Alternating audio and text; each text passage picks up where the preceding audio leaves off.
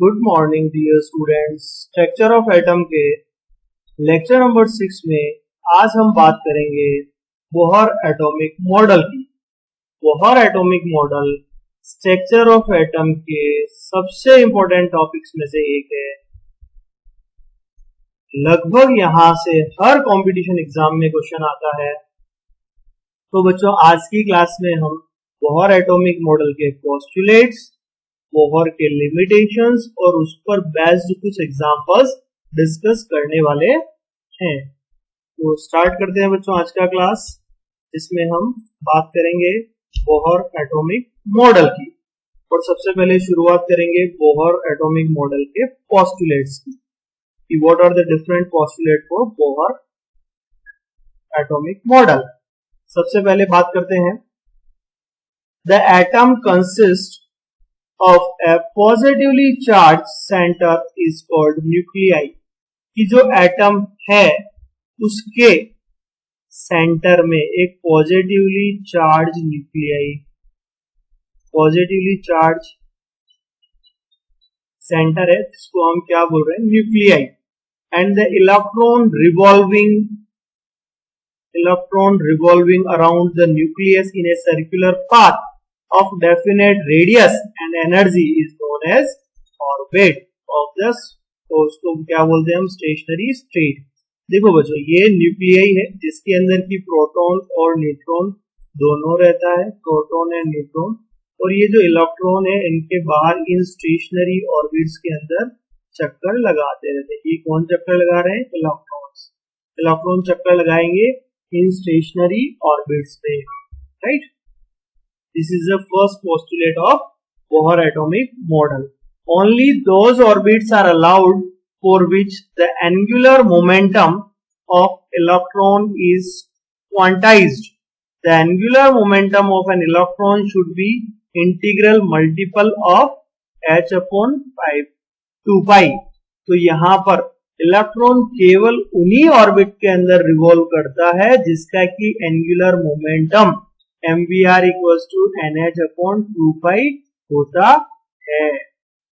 ME मतलब mass of electron, V मतलब velocity, R मतलब रेडियस, N का मतलब नंबर ऑफ ऑर्बिट की बात करेंगे हम यहाँ पर, H प्लैंक कांस्टेंट होता है। तो ये जो N है वो इंटीग्रल होगा 1 2 3 4 5 ऑर्बिट का नंबर जो होगा। Okay, next, as long as electron revolve in the same orbit there is no gain or loss of energy। अगर इलेक्ट्रॉन एक ही स्टेशनरी ऑर्बिट के अंदर रिवॉल्व करता है तो वहां ना तो एनर्जी का गेन होता है और ना ही एनर्जी का लॉस होता है। The electron gain or lose energy when it move from one stationary orbit to other। अगर इलेक्ट्रॉन एक स्टेशनरी ऑर्बिट से दूसरी स्टेशनरी ऑर्बिट में जाएगा तो वो एनर्जी को लूज करेगा या गेन करेगा।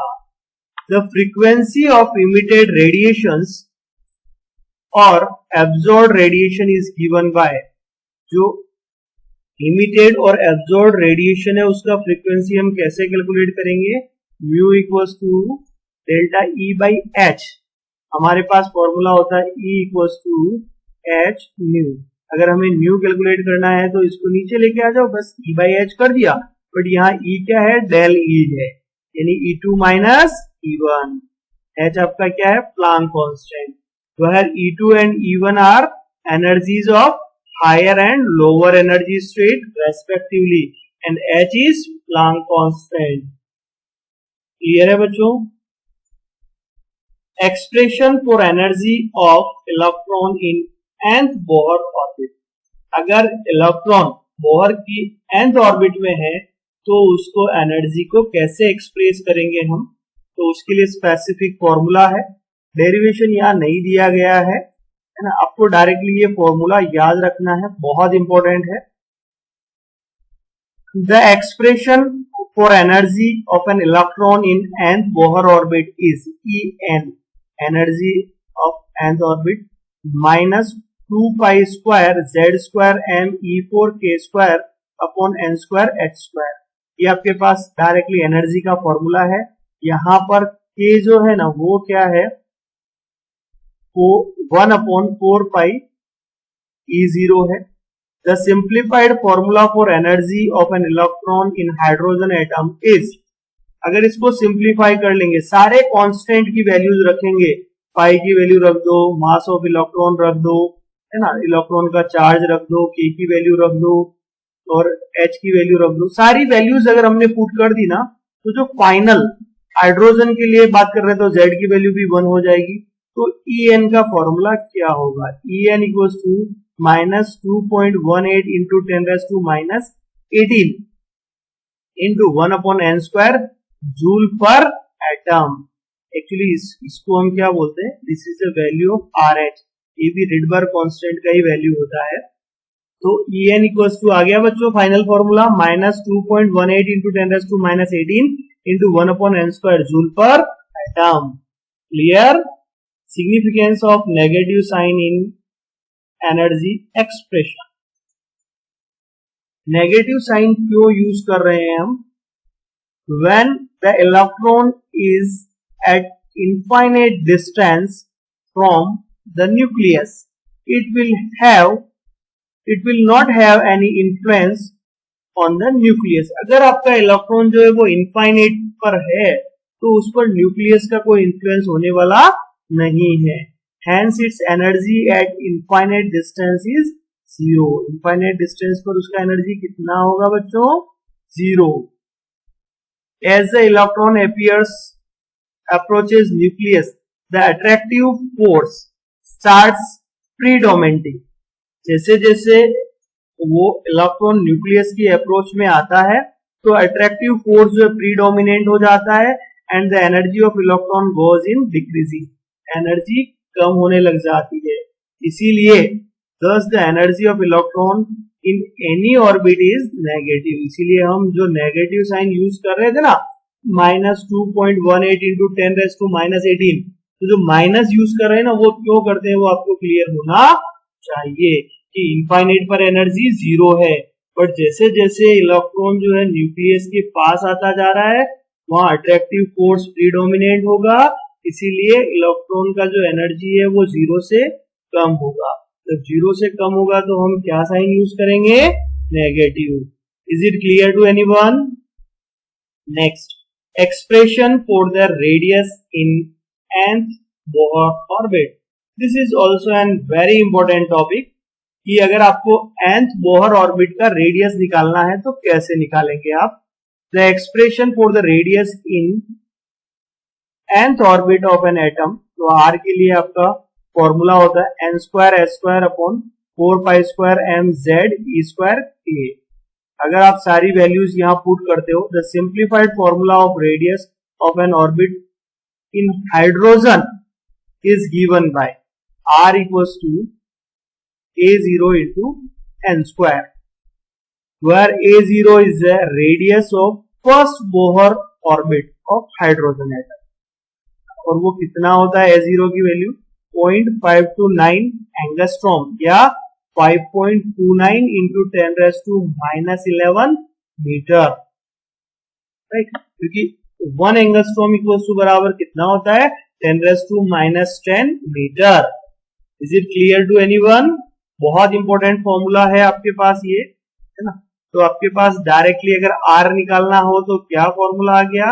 0.529 इंटू n स्क्वायर, और वैल्यू किस में आएगा बच्चों? एंगस्ट्रॉम में। This is absolutely important thing here. Next, expression for the velocity of electron in nth Bohr orbit. अगर nth बोहर ऑर्बिट में जो इलेक्ट्रॉन है जो रिवॉल्व कर रहा है, अगर आपको उसका वेलोसिटी कैलकुलेट करना है तो how can we calculate the velocity? उसके लिए क्या फॉर्मूला है वो यहां पर डिस्कस कर लेते हैं। The expression for the velocity of electron in nth Bohr orbit of an atom is v equals to 2 pi z e square k divided by nh। The simplified formula of radius of hydrogen atom is given by अगर इन सारे constant की values put की जाए तो यही formula आएगा आपके पास, V equals to 2.19 into 10⁶ 1/n metre पर सेकंड। तो आप ये फाइनल फॉर्मूला याद रखेंगे कि आपको nth ऑर्बिट का अगर वेलोसिटी फाइंड करना है तो आपका फॉर्मूला क्या होगा, 2.19 इंटू 10⁶ 1/n मीटर पर सेकंड। ये n क्या है, नंबर ऑफ ऑर्बिट। ऑर्बिट कौन सा है, 1 2 3 4, जो भी वैल्यू होगा यहाँ पर हम पुट कर देंगे। क्लियर है बच्चों, ये सारे फॉर्मूले बहुत इंपॉर्टेंट है, यहां से क्वेश्चन आता ही है 100%। What are hydrogen like species? Hydrogen like species का मतलब क्या होता है कि जिनमें सिंगल इलेक्ट्रॉन हो, केवल एक ही इलेक्ट्रॉन होना चाहिए। Hydrogen like species are the ions having one electron but more number of proton in the nucleus। Nucleus के अंदर प्रोटॉन बहुत सारे हो सकते हैं, बट इलेक्ट्रॉन कितना होना चाहिए बच्चों, 1 इलेक्ट्रॉन। जो नील्स बोहर का जो एटॉमिक मॉडल है वो हाइड्रोजन और हाइड्रोजन जैसे सिंगल इलेक्ट्रॉनिक स्पेसीज के लिए एप्लीकेबल है, मल्टीपल इलेक्ट्रॉनिक स्पेसीज के लिए एप्लीकेबल नहीं है। जैसे 1 इलेक्ट्रॉन और किसमें होगा, जैसे हीलियम प्लस की बात कर ले, हीलियम में 2 इलेक्ट्रॉन होते हैं, +1 हो गया मतलब एक लूज कर दिया तो एक ही बचा। ऐसे Li+2, बेरिलियम +3 एटसेट्रा, है ना। जैसे ऐसे ही आपको सोडियम होगा तो सोडियम +10 करना पड़ेगा आपको, क्योंकि आपके टोटल इलेक्ट्रॉन कितना होना चाहिए, 1 इलेक्ट्रॉन ही होना चाहिए। The expression of energy, radius and velocity for hydrogen like species, ये हाइड्रोजन लाइक स्पेसीज के लिए तीनों फॉर्मूले एक साथ लिख दिए हैं, एनर्जी का फॉर्मूला, रेडियस का फॉर्मूला और वेलोसिटी का। These three are most and most important formulas here. These are very IMP here. ये आपको En फाइंड करना है तो -2.18 into 10⁻18 into Z²/n² joule per atom, ये एनर्जी का फॉर्मूला हो गया। अगर आपको रेडियस का निकालना है तो A0 इंटू n²/z, A0 की वैल्यू कितनी थी, 0.529 एंगस्ट्रॉम, n²/z से मल्टीप्लाई कर देना तो आप रेडियस मिल जाएगा। और आपको v वेलोसिटी फाइंड करना है 2.19 इंटू 10⁶ z/n मीटर पर second. These three formulas most and most important formulas here।